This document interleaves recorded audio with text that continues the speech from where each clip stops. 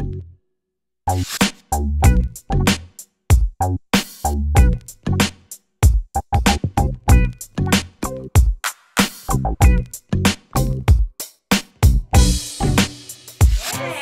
beauties! Guess what time it is? It's Time for some LipSmack. Yes! Sound like Napoleon Dynamite. Yes! Alright, so we're sorry we didn't see you guys last week, but everybody was sick and yeah, so we just skipped it and decided to give you a break from our antics and our nonsense. So Ardell's back. Hello. She's well again. And now my kids are sick, so let's hope I don't get sick. And maybe we'll see you next week. Let's see. We got new business cards, guys. I'm going to show you these. Ooh. Aren't those fancy? Okay. Which way is it? This way. Yeah. So if you guys order anything here, now everybody will get these new awesome business cards. Fancy schmancy. Yeah. And so, all right. So first thing we're going to talk about is we always talk about skincare type of stuff. So, we're going to talk about exfoliation and what is the correct way to exfoliate your skin.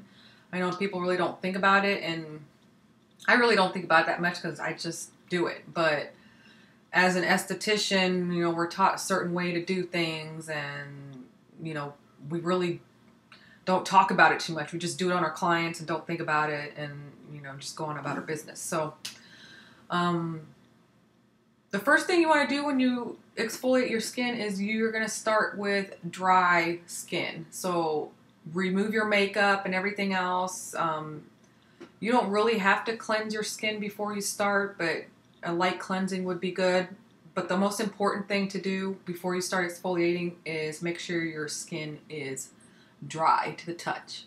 So you don't want to exfoliate with moist or damp skin. And the reason for that is because when your skin is damp, has been softened. It has been softened down. So when you go in with the exfoliator and you're exfoliating on damp skin, you're doing a lot more, it's a lot harsher, I guess I want to say, on wet skin. So if you start on dry skin, it'll exfoliate a lot better because your skin is dry, and it's going to get rid of a lot more dry skin and dead skin cells when you're using it dry. And you're not going to get that harsh, especially if you're using exfoliators that aren't, exactly with little round beads. And you should look for an exfoliator that has round, microspherical type beads. That apricot scrub is not good for your skin at all. So those of you that like to use that stuff, that is not a good exfoliator. It's got little pits of apricot seeds in it, and they're not round. So if you imagine rubbing that on your skin, and if you're trying to mimic polishing your skin, you're just making little pits and scratch. That's a word. And it's gonna burn afterwards too.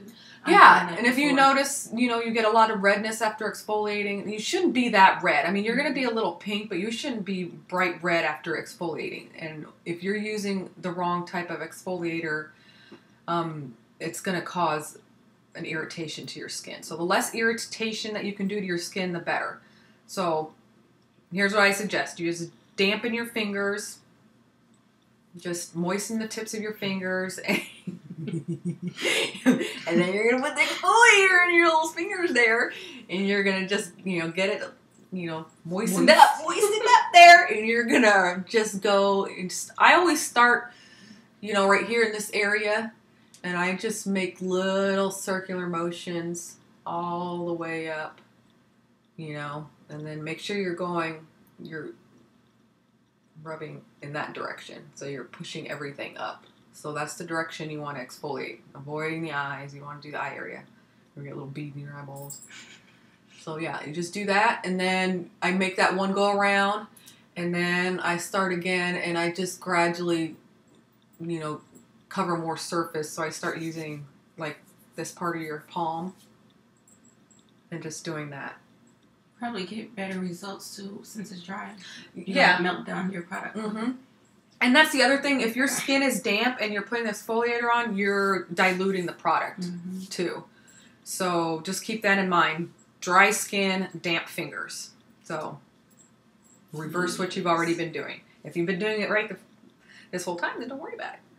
But just like I said earlier, just make sure you're looking for an exfoliator that has micro beads in it. Jojoba beads. Not crystals, right? Not crystals, not seeds. You want something that's round and spherical like, because you want a polished effect on your skin. So you'll get this smooth out look. Mm-hmm. So yeah, did you have anything else to add to that? Yeah. I like your glasses. Thank you. I said I probably should put my bifocal lenses in these. They look a lot better. You look very librarian-esque. Except your outfit. Yeah. I wish a librarian would wear this. So exfoliation is also going to help renew your cell turnover. Do you know what that means? Of course they don't know what that means. It means... I know what it means. It means you're going to get new cells and they're going to look a whole lot better than the old ones. Basically, in layman's terms. And after you exfoliate, don't forget to moisturize with something that is going to keep the moisture locked into your skin to keep it moist. Moist. Yeah, so when you're done exfoliating, don't dry your skin completely. Yeah. Make sure it's still a little damp, and like we said a couple weeks ago, you leave the skin damp and then put your moisturizer on. So lock it in. Mm-hmm. So you lock that water into your skin. And sunscreen. And then sunscreen. Yes. Or a dual sunscreen with moisturizer. That'll work too. But we're going to go ahead and talk about these evening primrose oil that I've been using. These are good for women's health. This balances your hormones and your mood and everything like that. But what I really got them for was, yes, that, because I'm kind of hormonal. But I've just been really stressed out lately, and I've just had this horrible, this breakout I just can't seem to get rid of. So it's just this constant, it's this area. Yeah. In this area, there's a Chinese map, and this area means that it's stress related, and it has, when you're stressed out, your intestines get out of whack. So it's all in that same family of stuff. So I've been doing some research on the internet on, natural things to get, to do for that type of acne. Because once you're stressed out, it's very hard to de-stress and get to a level of where, I guess that's where my stress shows, is in my face. So I did a lot of research on these. These are 1,000 milligrams evening primrose oil. I was taking 3 a day. That's 3,000 milligrams. You can. I guess right off the bat, you shouldn't. You should work your way up to that many. I was feeling kind of weird. And I was feeling really, really tired. I guess it was just too much for my system all at once. But so now I just take one at night. You want to take them with meals. But this reduces inflammation in your skin. You can apply these topically. So I take one at night. Internally, I take it after I eat my dinner and before I go to bed, and that just starts healing you internally. And then in the morning, or even at night in my skincare routine, I bust open one of these little capsules, just prick at the end with a little needle, and I just apply them directly to the blemishes. And they have gone down quite a bit. I know I've given you guys so many tips, but I'm always trying something. Me too. It's a never-ending quest on what's going to be the right combination of things for me. So, like I said before, I use the vinegar on the blemishes if they're really bad, because that dries them up quickly. But this also reduces like the redness and the inflammation and just the size of them. They have gone down. They're even notice them. Yeah, and before I had like big things on my face, so even though the makeup covers it pretty well, but I want to be able to not have to wear foundation eventually. And I've never been at that point. I guess I'm just high stress and I worry about everything, and I'm trying not to, but it's good to have a little natural type help. So tried some of those, and I think they were like $5 at Walmart. Wow. Less than $6. I know it was under $6, so maybe like $5.99 or something like that. That brand is pretty reasonable too. Yeah, Spring Valley. I always get this brand, so check it out. And just, I mean, anything we tell you guys, just go ahead and feel free. That's how I find stuff out. I go on Google and I research it, and yeah, I know it's not like that legit, but we tried. It's not like I'm pulling stuff out of my ass to tell you guys about. Hey, try this next fabulous product. But everything I tell you guys, I've used or done to myself, and I'm alive and well. So. But I know it's not for everybody, but just, you know, do your research and, you know, don't take our word for it. But this is just what I've been using recently. So, all right. Next, we're going to go with Jingle Bells. Color of the Week. Dun, dun, dun. So, this is the first time I actually wore the color of the week on our LipSmack video. I actually filmed the tutorial already this morning while Arnell was staring at me. So, it's this gorgeous green color here. And I just did a quick, well, it was quick to me, a quick smoky eye look. Yeah, it was pretty quick. Was it? It didn't seem as long as usual. But smoky eyes are pretty quick. We'll talk about it in a minute, but let's talk about the color of it. I'm getting distracted. I'm getting ahead of myself. Ooh. So that's the color of the week. It's called Jingle Bells, and it's by Jessica Burson. And it is this. Party. I'm going to put the picture on my eye. Yeah, you can't really see it there. No, but it is this green. It's like a hunter green color, and it's got a faint gold. Like a metallic-y green. Yeah, it's a metallic-y green. It's got a faint gold background to it, and it's got gold sparkles in it. But I will post the picture of my look here at the end, and you guys can see it better. It's just hard to see it in this light. But it's a beautiful, beautiful color to do a smoky eye with. You don't always have to do the smoky eye with the black. But this color is 25% off all week if you guys want to try it out. And it's a good autumn color, too. Yes, and it's actually the color of the year. We never talked about that before, but every year Pantone picks a color, you know, that they're going to feature every year. That's the color of the year, and emerald was for this whole year, so. That's nice. Yeah, so fall's coming, and I love these deep hunter green type emerald colors because they're just so, I think they're just so luxurious looking and rich. Intense. So I really enjoy these colors. Even though my eyes are green, I still like to wear green on my eyes. So that'll bring us into the smoky eye. I did the tutorial on this, so if you guys want to see in detail how I did the smoky eye, you can watch that. But I'm just going to give you guys a quick rundown on what a smoky eye really is. It's just literally how the color is placed. It doesn't have anything to do with the actual color itself. It's all about the eyeshadow placement. So if you notice, I've started, if you think even just of a plume of smoke on how it goes from at the base is going to be where the darkest smoke is. And then as it billows out is the lightest, you know, the faintest smoke is at the very top. So if you keep that in mind when you're doing a smoky eye, hopefully will help you a lot. But usually I start at the lash line with the darkest colors, so that can be, if you want to use black or grays or whatever that is, I line in black at around my lash line. Since I did green today, I just used my dark green. It's a very dark green pencil, and I use that around my eyes. And since the green is the shadow is a little bit lighter, I just did that on the lid. So the smokiness is really the lash line and the lid. Everything else is just going to gradually fade up into almost nothing. So that's what a smoky eye entails. You can do it with purples. I think people tend to overthink a smoky eye. It is because everybody thinks it just has to be black. Yeah. Or, you know, some variation of black. A blue smoky eye, oh, that's one of my favorites. Blue. Purples are stunning.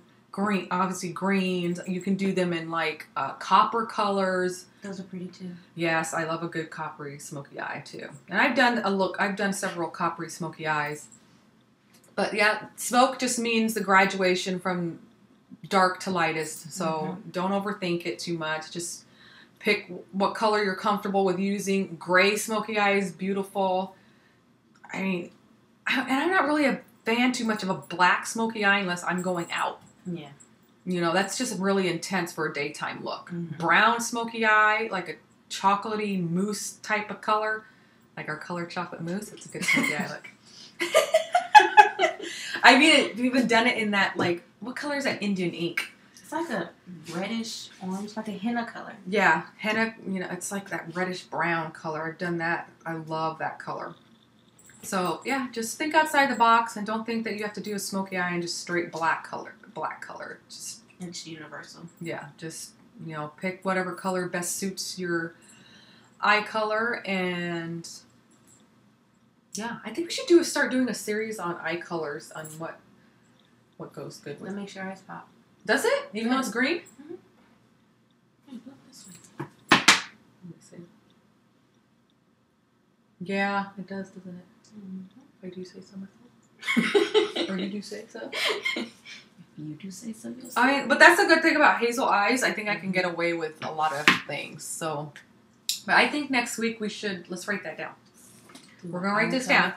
We're going to start a series on eye colors and what's best suited for your eye colors. Because flatters you. Right. Because I know a lot of people say, well, I can't wear purples or I can't wear blues. You can wear any color as long as it's in the correct tone and it has the right base color to it. So we're going to get into deeper detail with that. So we're going to start this series, eye colors and what goes with eye colors. Because you want your eyes to pop. Because if you can't see your eyeballs through your eye makeup, then it's not doing you any... It's doing you a disservice. Injustice. Okay. What is... So, I mean, you guys have noticed this big, giant necklace I have on. So, since fall is coming, we're going to talk a little more about... I don't like to talk about trends in the summer too much because it's so freaking hot and you just Nobody wants to worry. Nobody wants to worry about freaking giant necklaces and all this makeup. But since fall is coming, I decided I don't wear them a lot because I'm not a big necklace person, but most of the necklaces I do have are some kind of chunky, statement-y type of thing. So I picked this one. This is one of my favorites, and my mother-in-law actually made this. She makes her own jewelry, but it goes with everything, and it's just this giant, sparkly goodness. So yeah, that's on trend for fall. Is this giant, and they've been on trend probably for more than a couple months now. But since fall is coming, I think I tend to wear a lot more jewelry. Because it's not as hot. Because in the summertime, I really don't want to wear anything around. I don't. It's just too hot. Yeah. Everything that touches my skin is going to sweat. Yeah. Not enough your hair is there. Right. So when you're wearing a statement piece like this, you want to keep everything else pretty neutral. So that's why I'm only wearing one earring. No, not really. I just can't find the other one, and that must be in. Because I got one. Oh, really? And I've got like 80 holes. Well, I was going to change them, and then you showed up, and then I just never... I'm like, oh, I'll forget it. I don't care. Somebody says something's too bad. That's my trend, is this one little earring.